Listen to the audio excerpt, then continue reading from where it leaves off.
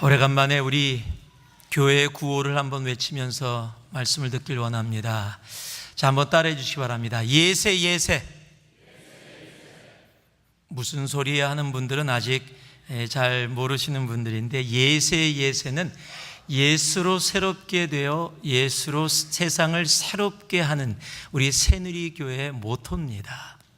그래서 새누리라는 교회의 이름 가운데 예수로 새롭게 되어져서 세상을 예수로 새롭게 하자라는 의미를 담고 있습니다.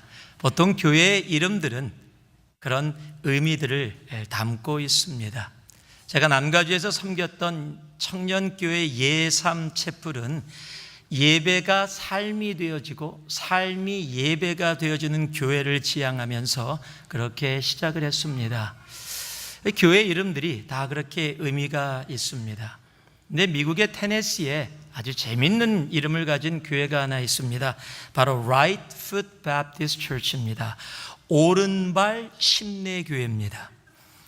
이런 이름을 가지게 된 데는 이유가 있습니다. 사순절 기간 동안에 교회에서 세족식을 했습니다. 즉 발을 닦아주는 의식, 예수님이 제자의 발을 닦아준 것처럼 겸손히 낮아지는 그런 시간을 가졌는데, 발을 닦으면서 서로 의견의 대립이 생겼습니다.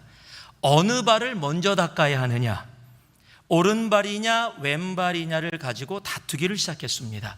그리고 그것이 교회의 분란이 되어졌습니다. 그리고 싸움이 되어졌고, 그 싸움에는 승자가 있기 마련인데 왼발을 먼저 씻겨야 한다는 팀이 이겼습니다. 그리고 나서는 오른발을 먼저 씻어야 한다라고 주장했던 사람들이 그 교회를 박차고 나가서 그 교회 앞에 세운 교회가 Right Foot Baptist Church입니다. 오른발 침례교회. 예수 제대로 믿어야 합니다. 예수 제대로 믿지 않으면 오른발 교회 우리의 삶 속에 참으로 많이 만들게 됩니다. 자, 옆에 분들에게 눈 똑바로 보면서 예수 제대로 믿고 계십니까? 그리고 한번 물어봐 주세요. 예수 제대로 믿고 계십니까? 그러면 또 대답, 왜 물어 그런 거를? 아니면 제대로 믿는다는 게 무엇이냐라고 질문할 수 있을 겁니다.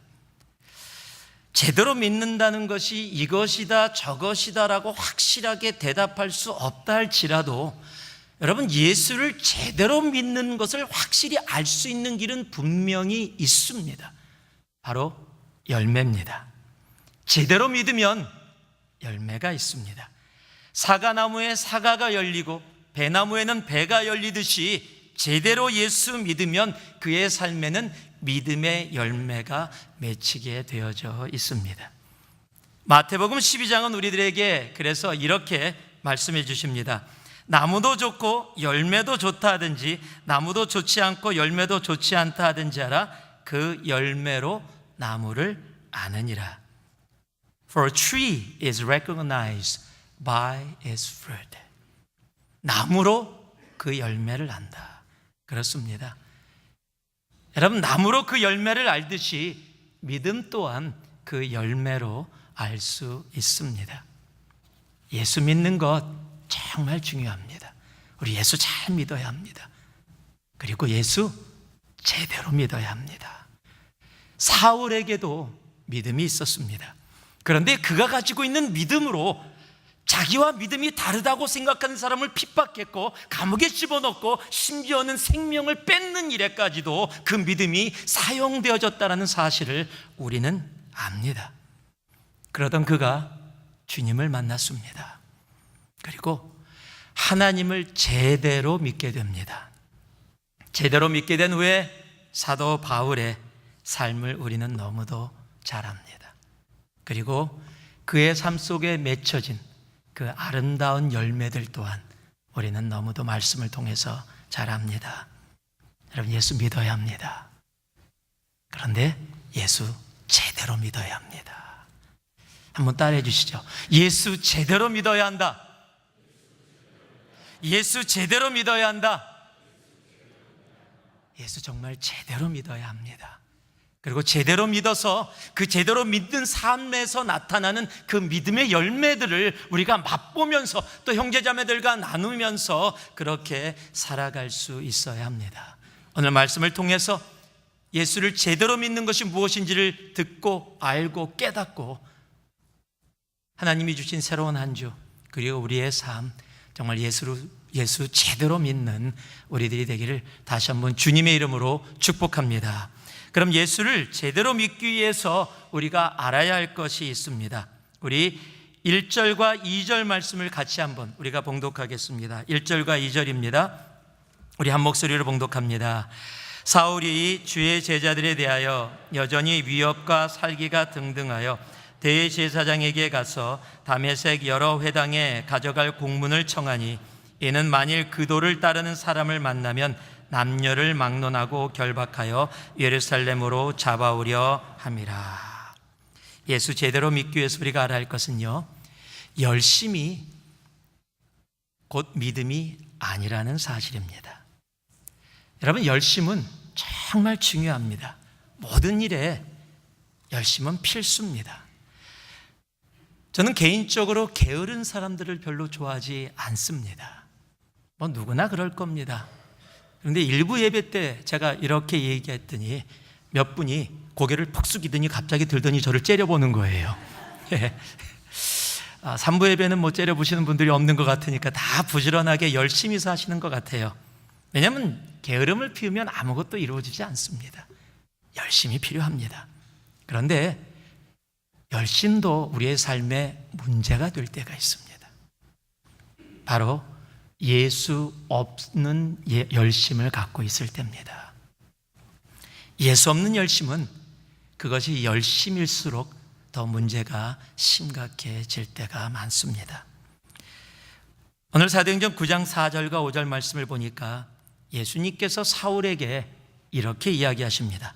땅에 엎드러져 들음에 소리가 있어 이르시되 사울아 사울아 내가 어찌하여 나를 박해하느냐 하시거늘 대답하되 주여 누구시니까 이르시되 나는 내가 박해하는 예수라.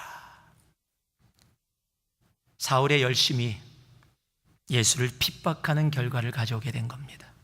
그 열심이 교회를 어렵게 한 결과를 가져왔습니다. 그 열심이 주님의 마음을 아프게 했습니다. 여러분, 열심 자체가 문제가 아닙니다. 열심의 방향이 문제입니다. 오늘 1절의 말씀을 보니까요, 살기가 등등하여 라고 이렇게 한국말로 번역이 되어 있는데 영어로는 조금 재밌게 표현되어 있어요. breathing out, 즉 숨을 내쉬고 있다 이렇게 얘기하는데, 어떤 숨을 내쉬고 있냐면 murderous threats, 살인적인 위협에 숨을 내쉬고 있다.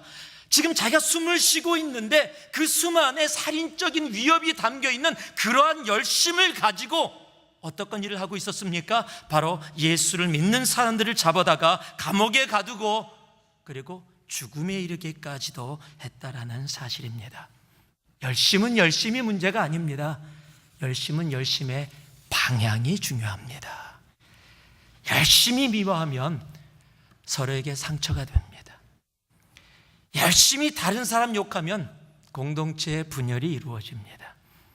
열심히 뒤에서 없는 소문 만들어내면은 서로 상처 주고 힘들고 어렵게 되어집니다. 여러분, 열심은 중요합니다. 그런데 잘못된 방향을 가지고 열심히 신앙생활하면 오히려 더 어렵게 되어집니다.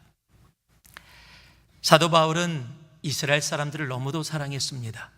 그들이 구원에 이르기를 간절히 소망했습니다. 그 마음이 로마서 10장 1절에 적혀 있어요.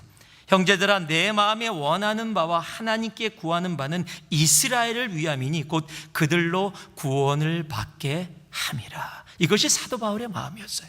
그런데 이스라엘 사람들이 그렇지 않았다는 겁니다. 그것이 2절과 3절에 적혀 있는데, 내가 증언하노니 그들이 하나님께 열심히 있으나 올바른 지식을 따른 것이 아니라 하나님의 의를 모르고 자기 의를 세우려고 힘써 하나님의 의에 복종하지 아니하였느니라.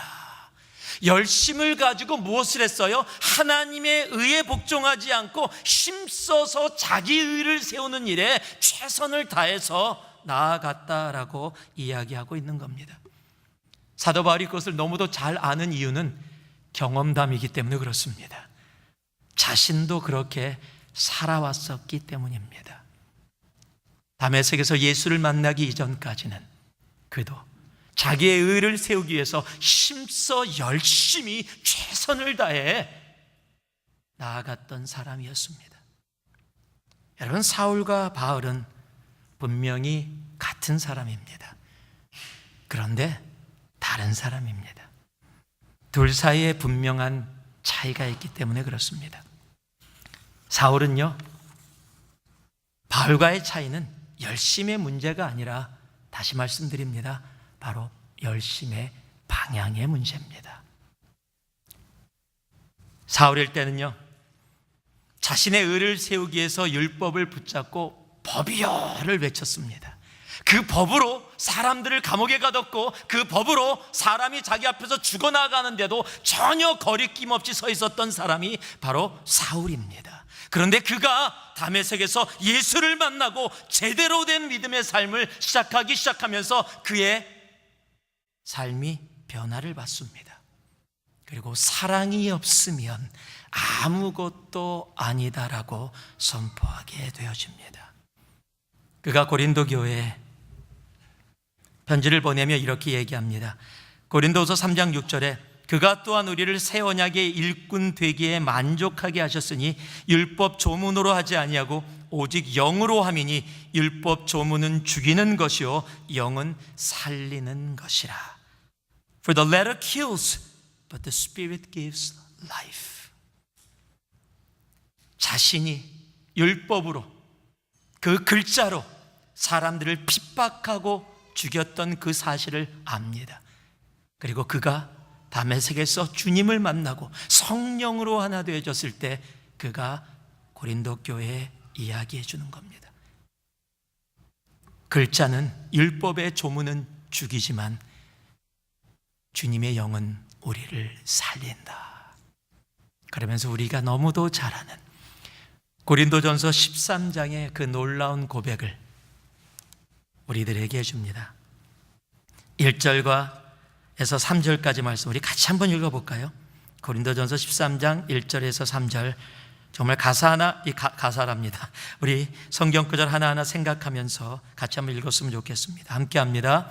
내가 사람의 방언과 천사의 말을 할지라도 사랑이 없으면 소리나는 구리와 울리는 꽹과리가 되고, 내가 예언하는 능력이 있어 모든 비밀과 모든 지식을 알고 또 산을 옮길 만한 모든 믿음이 있을지라도 사랑이 없으면 내가 아무것도 아니요 내가 내게 있는 모든 것으로 구제하고 또 내 몸을 불사르게 내어줄지라도 사랑이 없으면 내게 아무 유익이 없느니라. 여기서 계속 반복되는 한 단어가 있습니다. 사랑이 없으면. 사랑이 없으면. 아무리 열심을 가지고 하나님을 섬긴다고 하고 아무리 힘써서 내가 최선을 다해 주님의 영광을 위해서 살아간다 할지라도 사랑이 없으면 nothing이라고 분명히 선포하고 있는 겁니다. 율법에서 사랑으로 그의 방향을 바꾼 후 사람을 죽이던 동일한 열심이 사람을 살리는 열심으로 변화받게 되어집니다. 열심은 중요합니다. 우리 열심히 주님 믿어야 합니다. 그러나 열심의 방향이 더 중요합니다. 열심의 방향은 바로 십자가의 사랑입니다.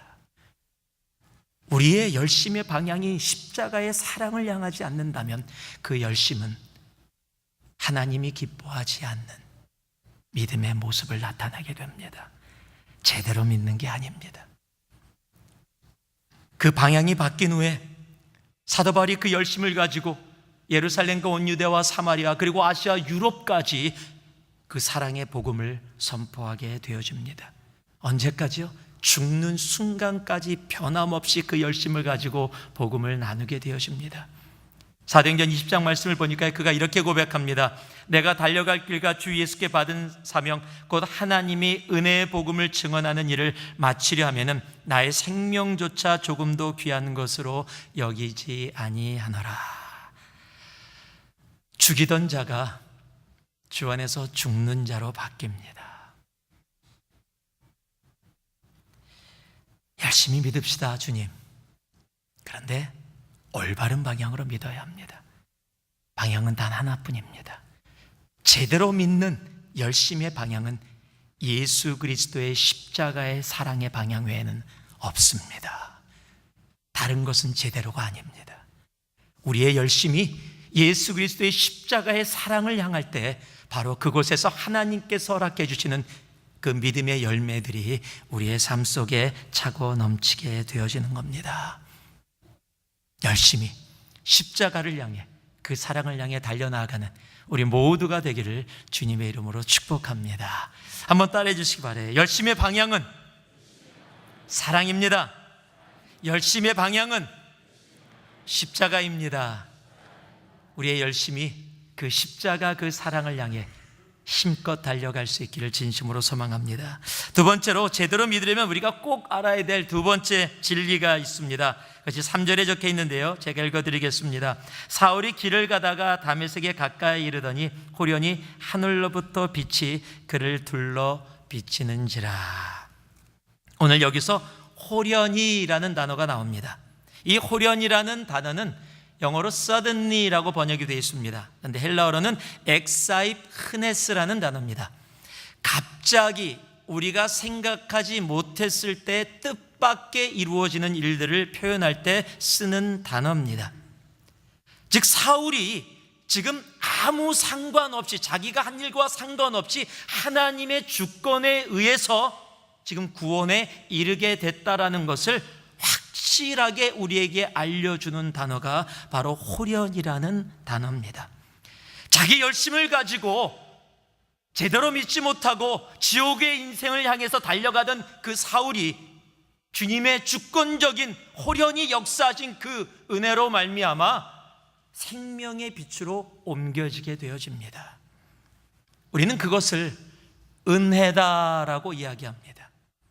은혜는 우리가 자격이 없음에도 불구하고, 내가 무엇을 아무것도 행하지 않았음에도 불구하고 우리에게 거저 허락해 주신 선물을 이야기할 때 은혜다라고 이야기를 합니다.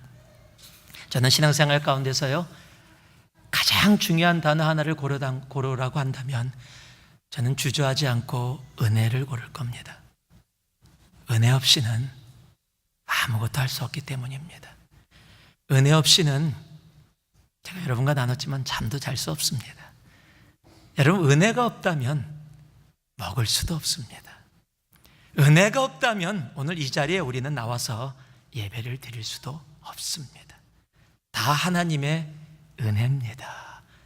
우리가 살아가는 신앙의 삶뿐만이 아니라 믿음의 시작도, 구원도 바로 은혜임을 성경은 우리에게 분명히 말씀해주고 계십니다. 에베소서 2장 8절을 보니까요, 너희는 그 은혜에 의하여 믿음으로 말미암아 구원을 받았으니 For it is by grace that you have been saved. 은혜로 말미암아 구원을 받았다라고 분명히 말씀해 주십니다. 여러분, 신앙생활은 내가 무엇을 했기 때문에 이루어지는 것이 아닙니다. 여러분, 제대로 믿는 사람들은요, 내가 이렇게 했는데라고 이야기하지 않습니다. 내가 열심히 신앙생활했기 때문에, 내가 교회에서 봉사했기 때문에, 내가 헌금했기 때문에, 내가 선교 갔기 때문에, 내가 무엇에 열심히 봉사하고 예배도 빠지지 않았기 때문에, 여러분, 이런 식으로 이야기하지 않습니다. 우리의 구원도 우리의 신앙의 삶도 다 자격 없는 나에게 주신 하나님의 은혜임을 알기 때문입니다. 그 은혜를 알면 우리의 삶 가운데 나타나는 정말 당연한 열매 모습이 하나 있습니다. 그것이 감사입니다. 내가 아무것도 하지 않았는데 나에게 거저 주신 그것에 너무 감동하고 감격하여 내 삶에 나타나는 모습이 바로 감사입니다. 은혜를 모르면 나타나는 모습이 있는데 그것은 원망과 불평과 불만입니다. 마태복음 20장에 보면은 우리가 잘 아는 포도원 이야기가 나옵니다. 주인이 하루 일할 품꾼을 구하기 위해서 아침 일찍 일어나서 길에서 나가서 일자리가 없어서 일을 찾고 있는 사람들을 찾아갑니다. 그리고 아침 6시에 몇몇 사람들을 데려오면서 내가 하루 품삯인 한 데나리온을 주겠다고 약속을 합니다. 그리고 6시에 일꾼들을 데려왔습니다. 그리고 조금 있다가 9시에 나가서 또 사람들을 데려왔고요, 12시에 가서 데려왔고 3시에 가서 데려왔습니다. 그런데 이제 1시간밖에 남지 않았는데 5시에 가서도 일꾼들을 데려옵니다. 그리고 모두에게 동일하게 한 데나리온을 주겠다고 약속을 했습니다. 6시가 돼서 일이 맞춰졌습니다. 근데 주인이 약속한 그 값을 지불하는데 5시에 와서 1시간만 일한 사람들에게 한 데나리온을 주는 것을 다른 사람들이 봤어요. 6시에 온 사람, 9시에 온 사람, 12시에 온 사람, 3시에 온 사람이 그것을 다 보았습니다. 저 사람들이 1시간 일하고 한 데나리온 받았다면 아침에 6시에 온 사람들은 가슴이 동동동 뛰었을 거예요. 계산대로 한다면 12데나리온이에요. 3시에 온 사람도 3시간 일하고 3일치 품삯을 받게 된다는 기대를 가졌을지 모릅니다. 그런데 이게 웬일입니까? 주인이 다 똑같이 한 데나리온을 주는 거예요. 그 사람들이 주인에게 따집니다. 이건 말이 안 됩니다. 1시간 일하고 한 데나리온 받았는데 우리가 6시에 와서 9시에 와서 12시에 와서 나름대로 열심히 일했는데 우리에게도 동일하게 한 데나리온을 준다는 것은 이것은 말이 되지 않습니다라고 성경은 원망했다라고 그렇게 기록해 놓고 있습니다. 쉽게 지금 시대로 이야기하면 우리의 자녀들이 가장 잘 쓰는 단어 unfair하다고 얘기한 거예요. 아마 많은 이들이 동의했을 겁니다. 제일 화가 난 사람은 6시에 온 사람일 거예요. 9시에 온 사람들도 조금 화났을 거예요. 아마 12시에 온 사람들까지도 조인되고 3시에 온 사람들도 조인된 사람들이 있어서 불만을 나타냈을지 모릅니다. 그런데 그 그룹 중에 절대 그 그룹에 속하지 않고 구석에서 혹시 어쩔 줄 모르고 당황하면서 어쩌지라고 그렇게 생각했던 그룹이 분명히 있었을 겁니다. 바로 5시에 와서 한 데나리온을 받은 사람들일 겁니다. 나는 1시간밖에 일 못했는데 하루 품삯 받아서 나 때문에 이런 어려움이, 감사하면서도 어쩔 줄 모르는 미안함을 가지고 그렇게 서 있었을 겁니다. 여기서 하나님께서 우리에게 주시는 가르침이 하나 있습니다. 바로 우리 모두가 다 5시에 부르심을 받은 사람들이라는 사실입니다. 아멘 안 나오십니까? 목사님, 나는 아무리 생각해도 아닙니다. 나는 그래도 3시쯤에 온 것 같습니다. 내가 내 신앙을 돌아보니까 한 2-3시간은 더 일한 것 같아요. 어떤 분들은 6시에 오셨습니까? 6시에 오셔서 하루 종일 일했는데 다른 사람하고 똑같이 한 데나리온 받는 것 같기 때문에 원망하고 불평하고, 하나님 이게 뭡니까? 내 평생을 주님 앞에 드렸는데, 내가 열심히 교회에서 봉사했는데, 내가 20년을 섬겼는데 30년을 섬겼는데 금방 예수 믿은 사람하고, 아니 저 사람은 예수 제대로 믿지 않는데 저렇게 되고 나는 삶은 왜 이렇습니까? 라고 혹시 나도 모르는 사이에 그렇게 원망하며 생각하고 계시진 않습니까? 아닙니다. 그건 착각입니다. 성경은 우리에게 분명히 이 비유를 통해서 우리에게 말씀해 주십니다. 우리 모두가 다 5시에 부름을 받은 사람이라는 사실을, 그것을 아멘으로 믿고 받는 사람들이 은혜를 아는 사람들입니다. 예수 제대로 믿으려면요, 은혜를 알아야 합니다. 자격 없는 내가 오늘 이 자리에서 예배를 드리고 있다는 사실에 은혜를 알아야 합니다. 하나님이 아니시라면 지금의 가정과 지금의 자녀와 남편과 아내와 부모와 지금의 이런 건강이 나에게 있을 수 없다라는 사실을 알고 주님 앞에 감격하며 감사로 나아갈 수 있는 그 믿음, 여러분, 그것이 제대로 믿는 겁니다. 은혜가 없으면 우리는 살아갈 수 없습니다. 우리의 구원도 우리의 신앙의 삶도 다 하나님의 은혜입니다. 은혜를 알아야 제대로 믿을 수 있습니다. 내 삶의 모든 것이 다 하나님의 은혜임을 알 때 우리의 삶은 믿음의 열매를 맺게 되어지는 겁니다. 주님의 은혜를 알고 제대로 믿을 수 있는 우리가 되기를 주님의 이름으로 축복합니다. 한번 따라해주세요. 나는 5시에 부름을 받은 사람이다. 옆에 분들에게 당신은 5시입니다. 자, 확인 좀 시켜주세요. 당신은 5시입니다. 정확하게 말씀해 주세요. 3시 아니라고요. 9시도 아니고 6시도 아닙니다. 5시입니다. 예, 5시. 여러분, 그것이 내 가슴 속에 사겨질 때 은혜를 아는 거예요.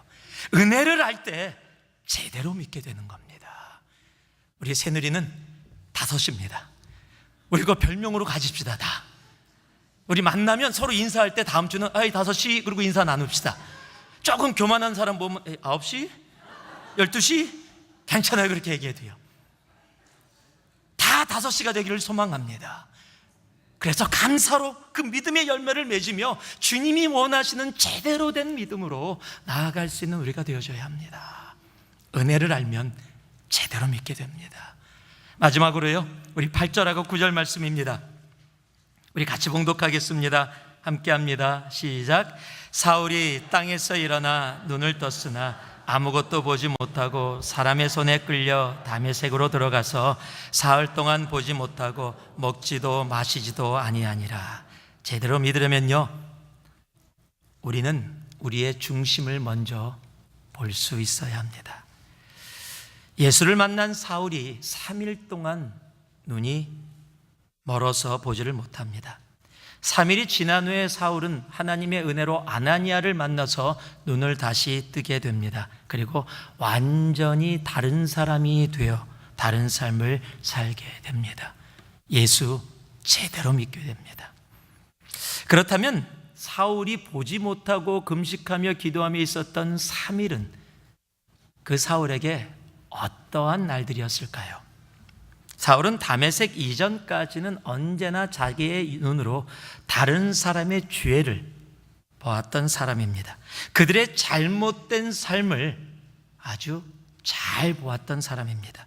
세상 사람들이 하나님을 제대로 믿지 못한다고 생각해서 그들을 정죄하고 판단해서 감옥에 갖다 가두고 심지어는 생명을 뺏어가는 그 순간까지 그렇게 살아왔던 사람이 바로 사울입니다. 그런데 이제 3일의 시간 동안 자신의 눈으로 세상을 보지 못합니다. 다른 사람을 볼 수가 없습니다. 하나님이 그 시간에 그의 영의 눈을 열어주시고 자신의 내면을 볼 수 있게 해줍니다. 그 전까지는요, 그는 자신의 내면을 돌아볼 시간적인 여유도 없었습니다. 아니, 돌아볼 필요가 없다라고 생각했었을 겁니다. 왜냐하면 자신은 하나님 앞에 의로운 사람이라고 믿었었기 때문입니다. 그러던 그가 그 3일의 시간을 통해 주님을 통해 자신의 내면을 보게 됩니다. 육신의 눈은 멀었지만 영의 눈이 열려 자신을 보게 됩니다. 육신의 눈으로 바깥을 보면서 정죄하며 원망하며 화를 내며 살던 그의 삶을 자신이 보게 됩니다. 그 후로 우리가 사도 바울의 고백을 알게 됩니다. 그 교만하던 사람이요, 아무것도 배우지 않은 갈릴리 어부들, 그들과 함께 사도로 함께 주님을 섬기면서 뭐라고 이야기하냐면, 나는 사도들 중에 가장 작은 자다. 그 당시에는 엄청난 고백입니다. 그런데 그 후에 주님 안에서 자신을 더 깊게 알게 되어지며 그가 고백한 고백이, 내가 사도들 중에 가장 작은 자인 줄 알았는데 알고 봤더니 내가 성도들 중에서 가장 작은 자라는 사실을 알게 되었다. 그리고 주님을 더 깊게 알아가며 그의 인생의 마지막에 디모데전서 1장 15절은 이렇게 자신의 마음을 고백합니다. 빛보다 모든 사람이 받을 만한 이 말이요, 그리스도 예수께서 죄인을 구원하시려고 세상에 임하셨다 하였도다. 죄인 중에 내가 괴수니라. 남의 잘못만 보며 살게 되는 인생은 제대로 된 인생이 아닙니다. 여러분, 제대로 된 믿음은 내 눈으로 다른 사람들의 잘못을 찾지 않습니다. 제대로 된 믿음은 오히려 내 속에 있는 나의 죄악을 더 깊게 바라보고 회개하며 나아가게 되는 겁니다. 여러분, 주님도 우리들에게, 우리의 눈으로 다른 사람의 잘못을 찾아다니는 사람들에게 이렇게 경고를 하십니다. 마태복음 7장 3절에서 5절입니다. 어찌하여 형제의 눈 속에 있는 티는 보고 내 눈 속에 있는 들보는 깨닫지 못하느냐? 보라, 내 눈 속에 들보가 있는데 어찌하여 형제에게 말하기를 나로 내 눈 속에 있는 티를 빼게 하라 하겠느냐. 외식하는 자여, 먼저 내 눈 속에서 들보를 빼어라. 그 후에야 밝히 보고 형제의 눈 속에서 티를 빼리라. 주님은 이런 사람들을, 자신의 눈으로 다른 사람들의 눈에 있는 티끌을 보면서 자신의 속에 있는 들보를 보지 못하는 사람들을 향해 외식하는 자, 즉 위선자라고 얘기하는 겁니다. 예수를 믿고 변화된 사람이 아니라 변장하고 살고 있는 사람이라고 그렇게 경고하고 계시는 겁니다. 그게 끝이 아닙니다.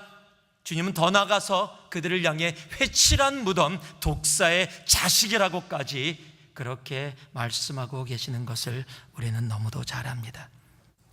여러분, 예수를 믿으면, 예수를 제대로 믿는다는 것은 다른 사람들의 잘못을 찾아다니는 자가 아니라 내 속에 있는 죄악을 깨닫고 알고 보고 주님 앞에 회개하며 나아가는 삶입니다. 예수를 제대로 믿는 삶은 다른 사람의 눈에 있는 티끌을 보지 않습니다. 내 삶에 있는 들보들을 찾아 주님 앞에 내놓고 회개하며 나아갑니다. 하나님 마음에 합한 자 다윗, 그냥 다윗이 된 것이 아닙니다. 그 다윗이 시편 139편에 보면 이렇게 주님 앞에 고백합니다. 하나님 마음에 합한 자가 이렇게 고백합니다. 하나님이여 나를 살피사 내 마음을 아시며 나를 시험하사 내 뜻을 아옵소서. 내게 무슨 악한 행위가 있나 보시고 나를 영원한 길로 인도하소서. Search me, O God. Search my heart. 내 속에 죄악이 있는지 하나님 샅샅이 찾아주셔서 내가 주님의 의로운 길로 나아갈 수 있도록 내 죄악을 주님 전부 다 깨끗하게 씻어 주시옵소서. 예수 제대로 믿는 삶은 다윗처럼 하나님 앞에 이렇게 고백하며 나아가는 삶입니다. 예수 제대로 믿읍시다. 예수 제대로 믿어야 합니다.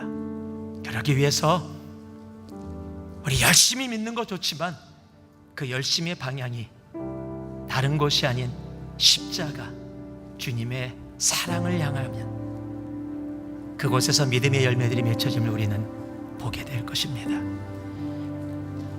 우리의 삶에다 하나님의 은혜임을 알을 때, 내가 5시에 부름받은 사람임을 내 가슴으로 온전히 깨닫고 알을 때 우리는 예수 제대로 믿을 수 있습니다. 그리고 내 눈에 다른 사람들의 티끌이 보이는 것이 아니라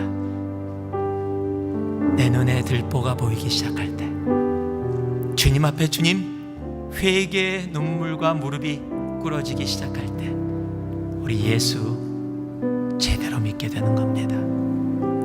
예수 믿는 사람 세상에 많습니다. 그런데 오늘 새누리 공동체에 예수 제대로 믿기를 소망합니다.